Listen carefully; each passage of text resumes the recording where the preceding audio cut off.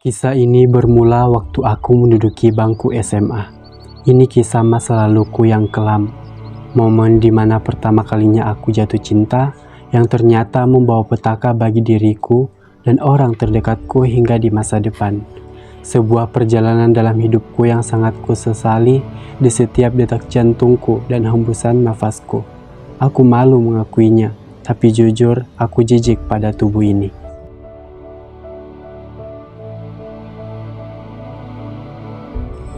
Pada tanggal 23 Maret 2022,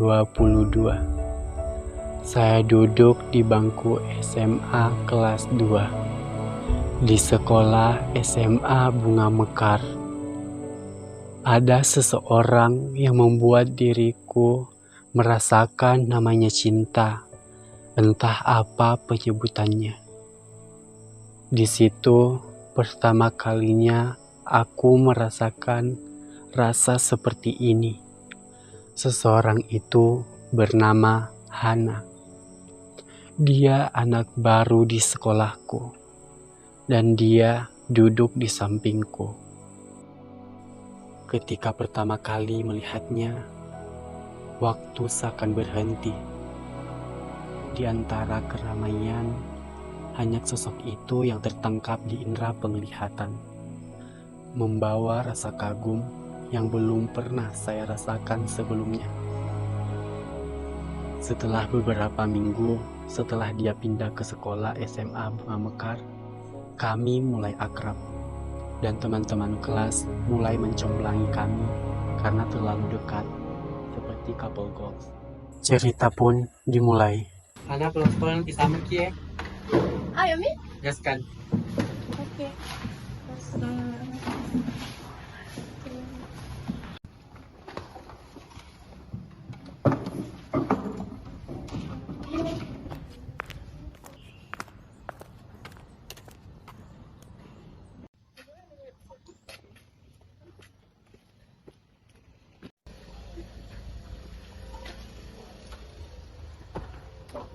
Ayo Mi Hana. Bisa nggak Ki dulu beli minuman nah? Boleh, tapi kau traktir. Bi makan dulu. Akan bisa lebih lama untuk memendam rasa. Empat mata bicara padamu, ku katakan aku cinta kamu. Empat mataku ingin bertemu untuk ungkapkan isi di hatiku. Empat mata bicara padamu, ku katakan aku cinta kamu. Empat mataku ingin bertemu untuk ungkapkan isi di hatiku. Mau dipesan apa Kak? Mau pesan mobil. Blok. Mau pesan teh itu jangan. Kalau saya green tea. Sama Thai tea. Iya.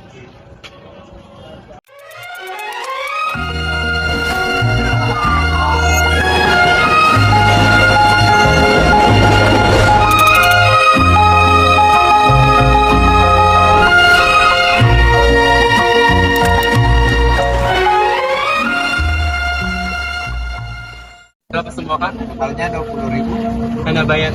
Nih.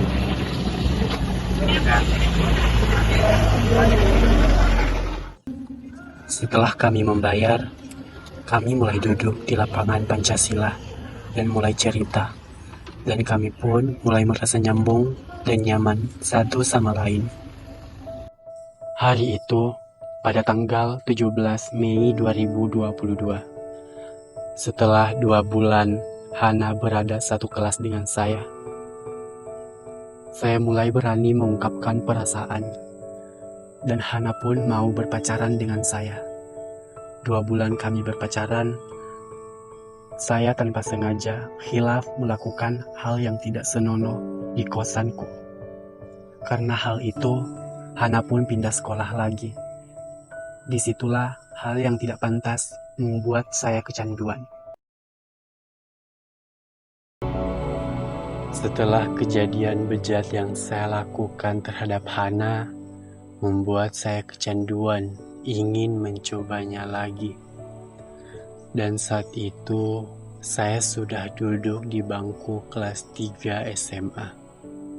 Di situ, saya mulai jatuh cinta lagi kepada gadis jurusan IPA bernama Mentari. Mentari termasuk salah satu siswa pintar di SMA tempat saya bersekolah. Wah, jam 8 udah 10.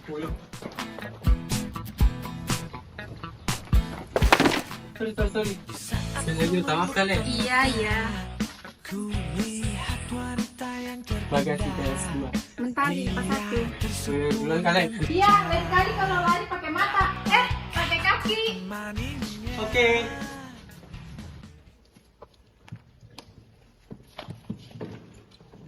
Ayo pulang ya. Lapar muka. Ayo gas.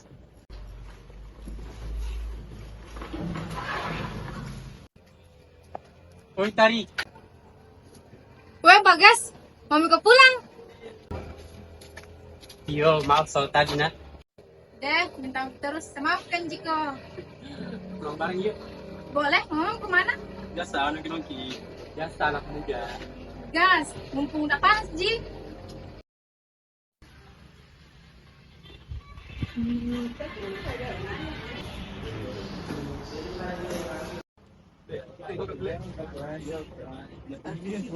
Bersin. Yo, tadi kan. Daan, pasang dulu.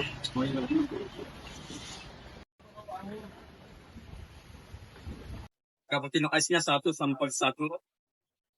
Thai tea 1, green tea 1 sama lemon tea 1.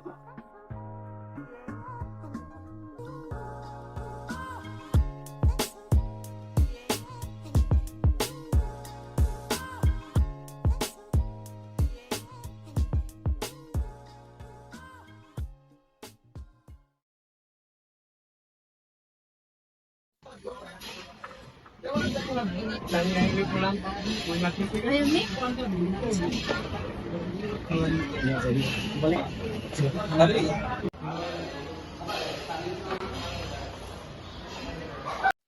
Setelah beberapa bulan kedekatanku dengan Mentari, aku merasakan kasmaran lagi. Dan sepertinya Mentari juga begitu. Pada tanggal 15 Juli 2022, saya mulai berani untuk menembak Mentari.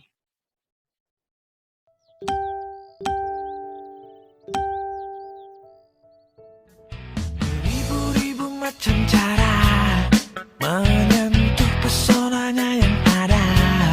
Dia tersenyum sungguh manja ketika ku sapa dirinya. Oh sungguh aku tak kuasa menahan semua rasa yang ada.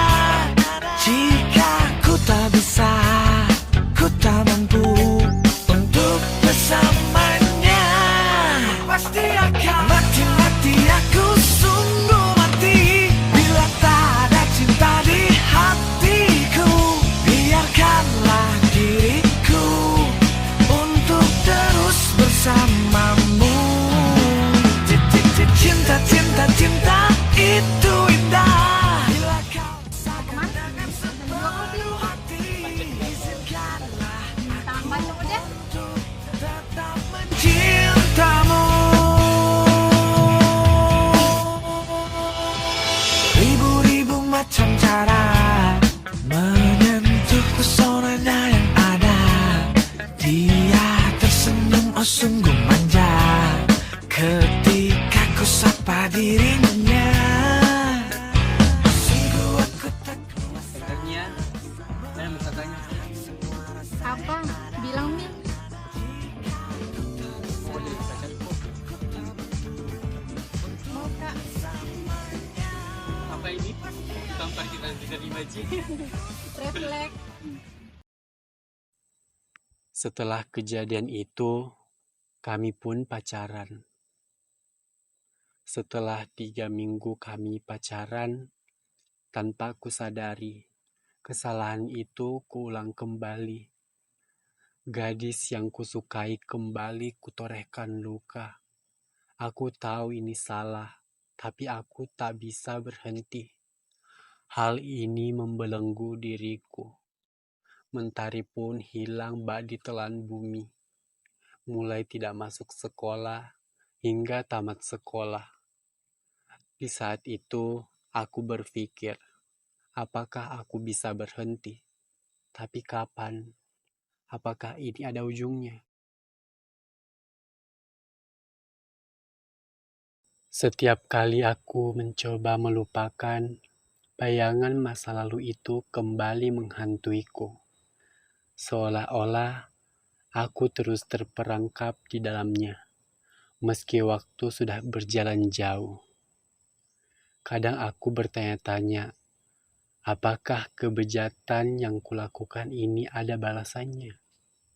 Apakah aku sanggup menghadapinya? Atau ini akan menjadi beban yang harus aku pikul selamanya? Setelah lulus SMA, saya melanjutkan studi ke sebuah universitas di kota tempat tinggal saya. Tepatnya pada bulan Agustus 2023. Saya resmi diterima di Universitas Negeri Nusantara, jurusan Ilmu Komunikasi. Saya pikir masuk universitas ini bisa menjadi awal baru untuk hidup saya. Mungkin sebuah kesempatan untuk menebus kesalahan yang terus menghantui saya.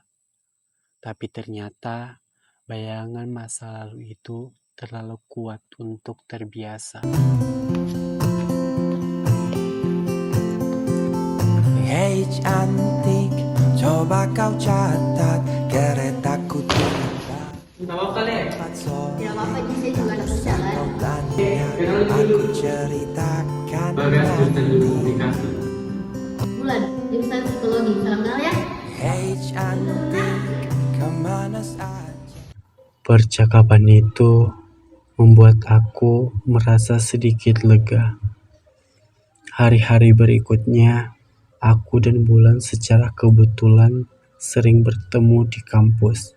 Bulan yang ceria dan mudah bersosialisasi perlahan menarik perhatianku. Aku dan Bulan mulai lebih akrab. Kami sering makan bareng di kantin, mengerjakan tugas. Kepribadian Bulan yang mengingatkanku pada seseorang dari masa laluku, yaitu Hana. Namun, perasaan itu bercampur dengan rasa takut. Takut akan kesalahanku diketahui oleh orang-orang terdekatku.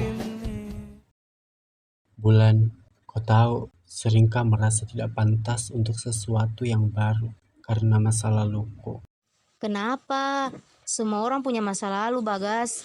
Yang penting adalah bagaimana kau belajar dari masa lalu itu. Semua butuh proses.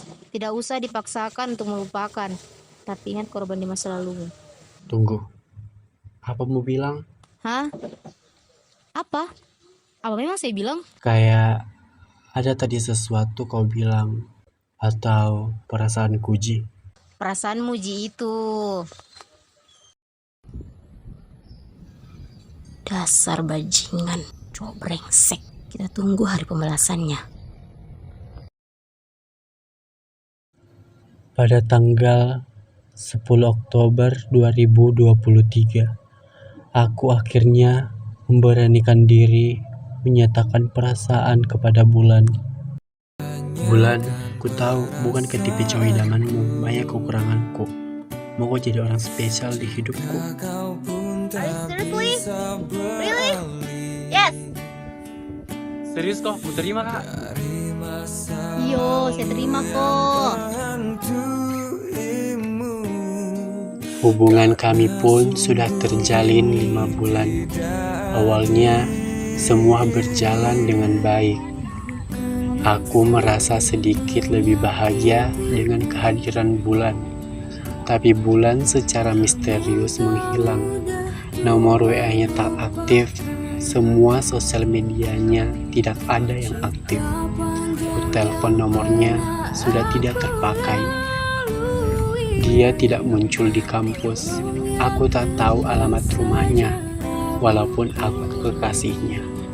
Aku baru sadar, ternyata hubunganku tak sedekat itu dengan dia. Kemana kekasihku? Menghilang kemana dia? Apakah dia diculik? Berminggu-minggu hingga 1 bulan menghilangnya bulan, aku merasa sangat amat kehilangan sosok gadis itu yang menghilang tanpa sebab dan kabar. Aku seperti di ghosting. Semua itu diikuti dengan setiap malam aku bermimpi buruk tentang gadis-gadis itu. Setiap memejamkan mata, bayangan mereka muncul. Aku merasa frustasi. Apakah aku sudah kehilangan akal? Aku tersiksa, tapi korbanku lebih tersiksa. Keesokan harinya, adikku datang ke kos. Dia datang dengan keadaan berantakan. Pakaiannya compang-camping. Apa yang terjadi padanya? Dia menangis meraung-raung. Itu terdengar sangat menyakitkan telingaku. Kembali untuk mengubah alur kisah. Ketika mereka meminta tawa, ternyata rela tak semudah kata.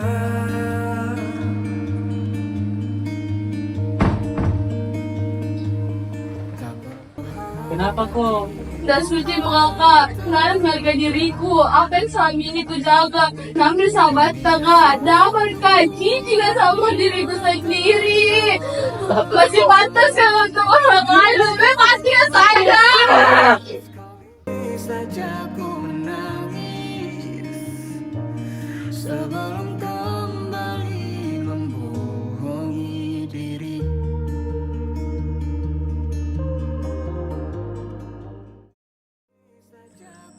Setelah insiden adikku dilecehkan oleh sahabatku sendiri, aku benar-benar mendapat tamparan keras di hidupku. Apakah ini dinamakan karma? Apakah ini ujung yang kucari selama ini? Aku sadar masalahnya bukan pada mereka, tapi pada diriku. Aku malu lahir di dunia ini. Harusnya mereka para gadis itu tidak bertemu sosok bajingan ini. Harusnya adikku tidak jadi korban dari masa lalu kakaknya ini. Andaikan aku bukan kakaknya, dia tidak akan mengalami trauma di masa mudanya. Aku menyesal, sangat amat menyesal. Tapi sudah terlambat. Apa yang kuharapkan? Apakah waktu bisa berputar kembali? Tidak. Setelah lulus kuliah, aku berpikir bahwa hidupku akan lebih baik. Aku berusaha menata kembali semuanya, karir, kehidupan sosial, bahkan kesehatan mentalku. Tapi ternyata luka dari masa lalu tidak semudah itu hilang. Ada satu masa setelah kelulusan kuliah di mana tubuhku mulai merespons semua stres yang aku pendam selama ini. Aku sering merasa mual tanpa alasan. Rasanya seperti gejala orang hamil. Aku bahkan merasa sakit setiap kali mengingat kejadian-kejadian itu. Hari demi hari, perutku mulai membengkak seperti wanita hamil. Gejala kualami pun seperti wanita mengidap. Ini aneh, aku pria. Mana mungkin aku mengalami hal seperti ini? Ini sangat memalukan, menjijikkan. Bagaimana pandangan orang di luar sana jika mengetahui kondisi yang terjadi pada tubuhku saat ini? Aku mulai frustasi dan seperti kehilangan akal. Aku mulai bersembunyi dan menghindar dari dunia luar. Setelah kupikir-pikir, Mungkin lebih baik aku mengeceknya ke dokter daripada hal ini semakin menyiksaku. Permisi.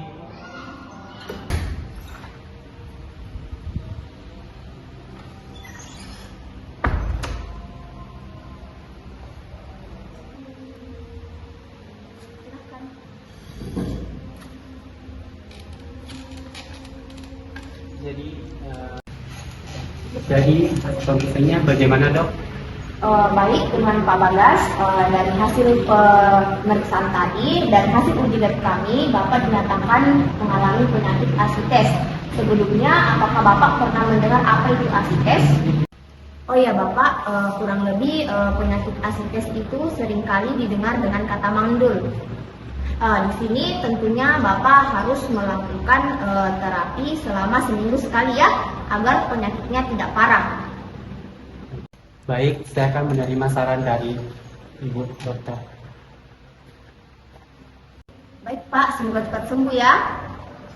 Iya, terima kasih, Dok. Sama-sama. Ternyata setelah ke dokter mengatakan bahwa gejala kuderita selama ini merupakan penyakit. Aku menyesal, sangat amat menyesal. Mungkin ini karma dari apa yang telah kulakukan di masa laluku. Sudah tidak bisa memiliki keturunan lagi dari penyakit yang kuderita ini. Bisa dikatakan ini mandul. Aku ingin kembali ke masa lalu. Aku ingin minta maaf kepada perempuan yang telah kuhancurkan masa depannya. Tapi apakah ini pantas? Apakah seorang manusia ini patut diberi maaf? Apakah ada pengampunan untuk hamba-Mu ini? Adikku pun Mila sampai jadi korban pelecehan dari sahabatku sendiri. Apakah ini dinamakan apa yang kutabur, itu juga yang kutuai?